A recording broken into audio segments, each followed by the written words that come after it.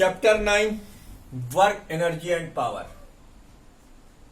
Chapter 9 work energy and power. Video मुझे फिर से बनानी पड़ रही है क्योंकि रिड्यूस है बहुत ज्यादा आपका सिलेबस। तो सबसे पहले हम डिफाइन करेंगे वर्क। आप पे से जितने समझदार लोग हैं वो ये चीज पहले से ही जानते हैं वर्क क्या है। What is work? वर्क कि देखो, अगर एक सिंपल सी डेफिनेशन हम दें, अब क्योंकि हम तुमको डॉट प्रोडक्ट पढ़ा चुके हैं इसलिए हम वर्क तुम्हें 10th वाले डेफिनेशन से नहीं डिफाइन करेंगे। सीधे सीधे हम कहेंगे वर्क इज डिफाइन। बस इतना अगर तुमने समझ लिया, work is defined as the dot product of applied force and the displacement of the object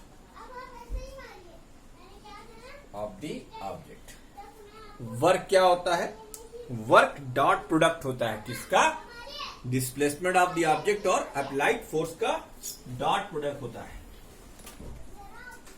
ठीक, ये इसकी सबसे आसान सी डेफिनेशन है, बिल्कुल परेशान होने की जरूरत नहीं। ये इसकी सबसे आसान सी डेफिनेशन है। क्या डेफिनेशन है बच्चों? कि डॉट प्रोडक्ट डिफाइन हो रहा है कैसे? डॉट प्रोडक्ट, वर्क डन जो है वो डॉट प्रोडक्ट के टर्म्स में डिफाइन हो गया। ठीक है, अब देखो इसका मतलब वर्क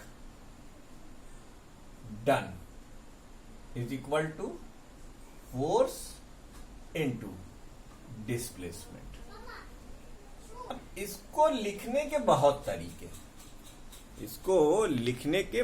तरीके, आप जैसे मान लें, देखिए एक ऑब्जेक्ट है जिसके ऊपर आपने एफ फोर्स इस डायरेक्शन में लगाया है, एफ। अब आपको अच्छे से पता है कि कोई भी ब्लॉक इस डायरेक्शन में मोशन में नहीं आएगा, वो इस हॉरिजॉन्टल प्लेन पर मूवमेंट में आएगा, यानी एफ इफेक्टिव नहीं है। और अब आपके पास तो वेक्टर की पूरी जानकारी है, तो आप कह सकते हैं कि भाई इसका जो बेस कंपोनेंट है यानी एफ एक्स, इसकी वजह से ये ब्लॉक एस डिस्टेंस चलकर गया है। तो अब वर्क डन क्या हो जाएगा भाई? वर्क डन हो जाएगा F x into S. F x क्या है? F cos theta. और एस आप जानते हैं दो वेक्टर के बीच में अगर कोसाइन का एंगल डिफाइन हो जाए तो वो डॉट प्रोडक्ट हो जाता है। इसे आप बहुत इत्मीनान से क्या लिख सकते हैं? F dot S. एक तो ये हो गया डेफिनेशन। दूसरी डेफिनेशन देखिए, दूसरी डेफिनेशन आप देखिए, दूसरी डेफिनेशन आप देखिए। दूसरी डेफिनेशन क्या कहती है? जैसे मान लीजिए आपके पास एक वेज है। क्या है भाई? एक वेज है, ये एक वेज है। ठीक, अब ये एंगल थीटा है, एक ब्लॉक यहां है आपके पास, इस पर आपने एक फोर्स इस तरीके से लगाया लेकिन ब्लॉक चढ़कर यहां गया। ठीक, और ये डिस्टेंस इसमें एस चली। लेकिन आप जानते हैं एस के दो कंपोनेंट होंगे, एक होगा एस वाई यानी एस साइन थीटा, और दूसरा कंपोनेंट होगा एस एक्स यानी एस कॉस थीटा। ठीक, तो अब अगर आप डब्ल्यू की वैल्यू डिफाइन करेंगे तो आप लिखेंगे एफ इंटू एस एक्स।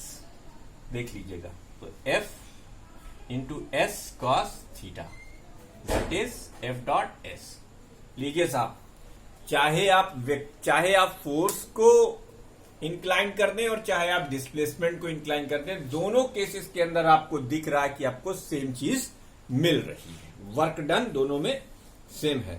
तो work done is the dot product of force and displacement.